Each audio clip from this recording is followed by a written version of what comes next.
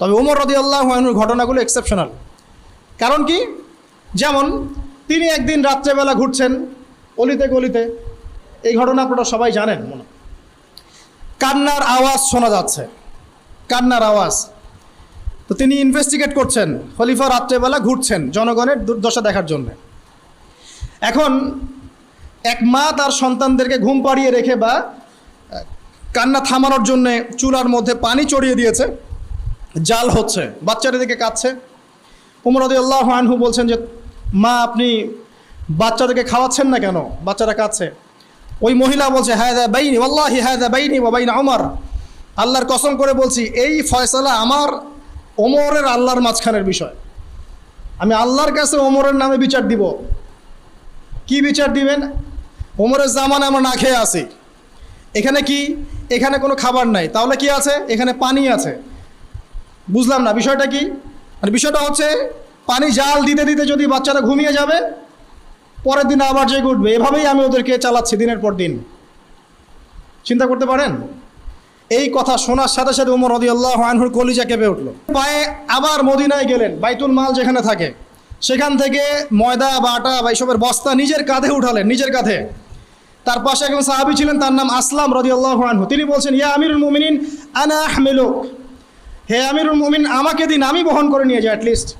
তিনি বলছেন না, তুমি কি কিয়ামতের মাঠে আমার পাপের বোঝা বহন করবে? নিজের হাতে বহন করে সেই মহিলার বাসায় গেলেন, নিজের হাতে রান্না করিয়ে বাচ্চাদেরকে খাওয়ালেন। এরপর আল্লাহর কাছে দোয়া করছেন, আল্লাহ আমি আমার সাধ্যমতো চেষ্টা করেছি, জাহাদতু মাস্তাতা'তু ফাগফিরলি, আমি আমার সাধ্যমতো চেষ্টা করলাম, আল্লাহ আমাকে মাফ করে দাও। আমি কেমন করে আপনাদেরকে ন্যায় বোঝাবো, ওমর রাদিয়াল্লাহু আনহুর আদর্শ কেমন করে বোঝাবো? এগুলো হিস্ট্রি হয়ে গেছে এখন, এগুলোর সাথে বর্তমান ওয়ার্ল্ডের পলিটিক্সের কোনো সম্পর্ক নেই, অ্যাবসলিউটলি নো কানেকশন হোয়াটসোএভার। পুরো গ্লোবাল রাজনীতির কোনো সম্পর্ক নাই ওমর রাদিয়াল্লাহু আনহুর ওই খেলাফার সাথে। ওইটা সুদূর সোনালী অতীত। তবে এক্সাম্পল দিচ্ছি এই কারণে যে তারাই ছিলেন ন্যায়পরায়ণ বাদশাহ, যারা আরশের ছায়া পাবেন ইনশাআল্লাহ, তারা আমাদের আদর্শ হওয়া উচিত। যাদেরকে আল্লাহ পাক এই ক্ষমতাগুলো দিবেন তাদের উচিত ওমর রাদিয়াল্লাহু আনহুকে আদর্শ মানা। আরেকদিন এটা শোনেন, ডেঞ্জারাস ঘটনা।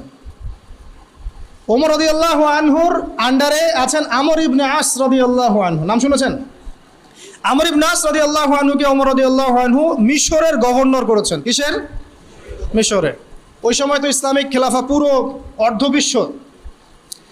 এখন আমর ইবনে আস রাদিয়াল্লাহু আনহুর একজন ছেলে ছিলেন, তার নাম সম্ভবত মুহাম্মদ বা অন্য কিছু হবে, আমার ঠিক মনে নেই। তো সে কি করতো, সে তার বাবার পাওয়ারে চলতো। চলে না অনেকে এখন?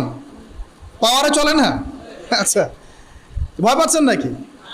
আচ্ছা, সত্য কথা।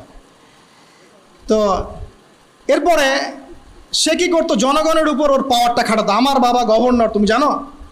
আমার সাথে বার্গেটিং করো, আমার বাবা গভর্নর, তুমি জানো? এইভাবে সবার সাথে ডিল করতো। তো একদিন মিশরের এক কিপ্তি বলা হয়, খ্রিস্টান, সে মুসলিম না, তাকে সে খুব মাইর দিছে আর কি। মাঝে মাঝে দেয় না মাইর, এখন তো হল টলেও ঢুকায় মাইর দিচ্ছে আর কি। এক বেচারাকে তো মেরেই ফেলাই দিল, শেষ। মনে আছে? আচ্ছা, যাই হোক, এখন সে বিচার দিতে যাচ্ছে আমর ইবনে আসের কাছে, কিন্তু লোকজন বলছে আমর ইবনে আসের কাছে বিচার না দিয়ে তুমি বরং ওমর ইবনুল খাত্তাবের কাছে যাও, কারণ সে একজন ন্যায়পরায়ণ শাসক। তো সে মিশর থেকে হেঁটে হেঁটে এসে মদিনায় এসে ওমর রাদিয়াল্লাহু আনহুকে বলছে আপনার নির্বাচিত গভর্নরের ছেলে এই কাজ করেছে। তো ওমর রাদিয়াল্লাহু আনহুর চোখ মুখ লাল হয়ে গেল। তিনি বললেন বসো এখানে। এবার চিঠি লিখে পাঠিয়েছে আমর ইবনে আসকে, তুমি তোমার ছেলে সহ মদিনায় চলে আসো, দেখা করো, ইমার্জেন্সি। এবার সে আসলো, মসজিদের মধ্যে সবাইকে নিয়ে বসে, বড় বড় সাহাবীরা মসজিদে বসে আছেন, আমর ইবনে আস পাশে, তার ছেলে পাশে, ওই মিশরের কিপ্তি আইনাল কিপ্তি। এবার কিপ্তি আসছে, এসে বসলো, বলছে বলো কি সমস্যা? তখন কিপ্তি বলছে ইয়া আমিরুল মুমিনিন, এ আমার উপরে আমাকে মেরেছে, ওয়াকাদ দরাবানি, সে আমাকে মেরেছে, বিফাদলি সুলতানি আবি, তার বাবার কর্তৃত্বের ফলে। আচ্ছা, এখন ওমর রাদিয়াল্লাহু আনহু নিজের হাতে যে লাঠিটা থাকে ওইটা ওই কিপ্তিকে দিয়ে বলছেন যে ইদরিব ইবনুল আকরামিন, সবার সামনে এখন এই সম্মানিত ছেলেকে পিটাও তুমি। চিন্তা করতে পারেন? সবার সামনে এখন তুমি সম্মানের ছেলেটাকে পিটাও, ইদরিব ইবনুল আকরামিন। সে সবাই থতমত যে কি ব্যাপার, আমর ইবনে আসের ছেলেকে সবার সামনে মারা হবে? ইদরিব ইবনুল আকরামিন, আবার জোরে বললেন মারো, সম্মানের ছেলেকে এখনই মারো। সবার সামনে এই কিপ্তি আমর ইবনে আসের ছেলেকে সবার সামনে পিটালো। পিটানোর পর শেষ হয়নি এখনো। এবার তিনি বলছেন আলান, এবার আদ-দরবু আলা রাসি আমর, এবার আমরের মাথার উপরে মারো। এবার ওর বাবা আমরের মাথার উপরে মারো। ওয়াল্লাহি মা দরাবাকা ইল্লা বিফাদলি সুলতানিহি, আল্লাহর কসম করে বলছি সে তার বাবার ক্ষমতার বলেই তোমার উপর হাত তুলেছে, ওকেও মারো। চিন্তা করতে পারছেন? কিপ্তি বলছে যে লা হাজাতা লি বিযালিক ইয়া আমরুল মুমিনিন, আমার এর কোনো প্রয়োজন নাই। ওয়াকাদ দরাবতু মান দরাবানি, যে আমাকে মেরেছে আমি তাকে মেরেছি, আমার আর কোনো কিছু দরকার নাই, এবার তাকে ছেড়ে দেয়া। এই যে দেখাচ্ছি আপনাকে ন্যায়পরায়ণ শাসক। তো ইনারা জান্নাতে যাবে নাকি আমি যাব নাকি? আমি আপনি যাব নাকি? আল্লাহ মাফ করুক আমাদেরকে। আরেকদিন যাচ্ছেন, রাতের বেলা দেয়ালের পাশ থেকে আওয়াজ আসছে, এই মেয়ে দুধে পানি মিশাও, দুধের মধ্যে পানি মিশাও। মেয়ে বলছে যে এটা তো করা যাবে না আম্মা, কারণ আমিরুল মুমিনিন এটা কঠিনভাবে আইন করেছে, করা যাবে না। তখন মা বলছে এখানে কি আমিরুল মুমিনিন আছে নাকি, ওমর কি এখানে আছে? তখন সেই মেয়ে বলছে ওমর নাই তাতে কি হয়েছে, তার রব তো আছে। এবার ওমর রাদিয়াল্লাহু আনহু তার ওই পাশের সাহাবীকে বলছেন, আসলাম রাদিয়াল্লাহু আনহু, এই বাড়িটাকে মার্ক করে রাখো, কালকে সকালে আসতে হবে। পরের দিন সকালবেলা তিনি তার ছেলেকে নিয়ে হাজির। ওই মহিলাকে বলছেন যে গতকাল রাতে তোমাদের পানির আর দুধের ঘটনা আমি শুনেছি, তোমার মেয়েটাকে ডাকো। মেয়েকে ডাকা হলো, জিজ্ঞাসা করা হলো এই মেয়ের কি বিয়ে হয়েছে? তার মা বলছে না, যে আমি আমিরুল মুমিনিন আমার ছেলের বিয়ের প্রস্তাব নিয়ে এসেছি তোমার এই মেয়ের সাথে। সুবহানাল্লাহ। হিস্ট্রির অনেক কিতাবে আছে যে এই মেয়ে পরবর্তীতে এই মেয়ের গর্ভ থেকে ওমর বিন আব্দুল আজিজের যে লেগেসি এটা বের হয়েছিল, তিনি আরেকজন ন্যায়পরায়ণ শাসক ছিলেন। তো এই হচ্ছে অবস্থা তাকওয়া দেখে। এরকম অনেক ঘটনা আছে। একটা আছে ইয়েমেন থেকে একবার অনেক সুগন্ধি এসেছে উমর রাদিয়াল্লাহু আনহুর যুগে, হাদিয়া।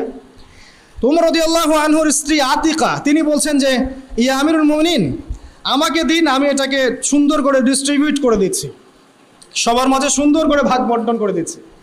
উমর রাদিয়াল্লাহু আনহু বলছেন আতিকা ছাড়া আর কে আছো যে এটাকে ভাগ করতে পারবে? তখন তিনি বলছেন আমিরুল মুমিনিন, আমি ভাগ করলে কি সমস্যা?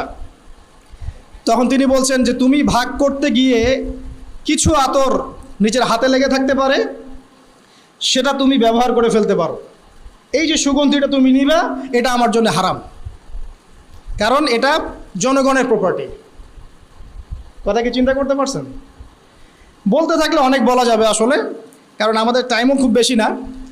ওমর রাদিয়াল্লাহু আনহুর জীবনী নিয়ে ইনশাআল্লাহ আপনাদের সামনে একটা স্বতন্ত্র খুতবা আসবে ইনশাআল্লাহ তাআলা। আল্লাহ পাক তৌফিক দান করুন, আমিন। তো একটা কথা বলতে যাচ্ছিলাম যে ইমামুন আদিল যারা থাকবেন তাদেরকে আল্লাহ রাব্বুল আলামিন কিয়ামতের মাঠে নূরের মিম্বর দিবেন এবং আরশের নিচেও ছায়া দিবেন। যাকে আল্লাহ পাক যে সেক্টরে দায়িত্বশীল করেছেন তাদের জন্য একটাই নসিহত, সেটা হলো ইত্তাকি দাওয়াতুল মাজলুম। মাজলুমের দোয়া থেকে তোমরা বেঁচে থাকো, মাজলুমের দোয়া থেকে তোমরা বেঁচে থাকো। মুয়াজ বিন জাবাল রাদিয়াল্লাহু আনহুকে নবী সাল্লাল্লাহু আলাইহি ওয়াসাল্লাম বলেছিলেন, হে মুয়াজ, তোমাকে ইয়েমেনের শাসনকর্তা করছি, কিন্তু মাজলুমের দোয়া থেকে বেঁচে থাকো, কারণ লাইসা বাইনাহা ওয়া বাইনাল্লাহি হিজাব, কারণ এর মাঝে আল্লাহর মাঝে কোনো পর্দা থাকে না। তো যদি আপনি ন্যায় বিচার করতে পারেন ইনশাআল্লাহ কিয়ামতের মাঠে আপনি আরশের ছায়া পাবেন। যদি না পারেন তাহলে ওয়াল্লাহি আল্লাহর কসম করে বলছি কঠিনতম আযাব অপেক্ষা করছে, এবং সেখান থেকে কেউ বাঁচাতে পারবে না, কেউ না। আল্লাহ পাক আমাদের সবাইকে এই বিষয়ে সচেতন থাকার তৌফিক দান করুন।